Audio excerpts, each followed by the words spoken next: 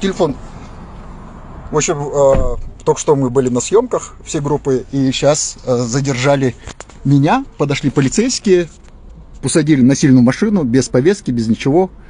Рауля и Еркебулан тоже пытаются задержать. Говорят, что есть некое уголовное дело в отношении меня, и в рамках этого уголовного дела, соответственно, в рамках этого уголовного дела там пытаются привлечь меня. Сейчас мы едем куда-то в полицию, я не знаю куда. В Астане меня задержали возле триатлон парка.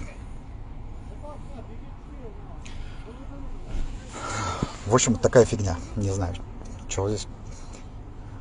Я так полагаю, что все это связано с тем, что я опубликовал пост по поводу 14 казахстанцев, которые в Россию якобы там, не якобы их в Россию заманили на заработок, а потом сегодня, и потом они обратились ко мне, родственники, что их там принуждают ехать на войну. Сегодня казахстанское консульство в Казани заявило, что якобы эта информация опровергнута, это не соответствует действительности. Ну и вот, соответственно, скорее всего, с этим все и связано. Так. В общем, если кто-то видит это, пожалуйста, донесите эту информацию до адреса. Здравствуйте еще раз.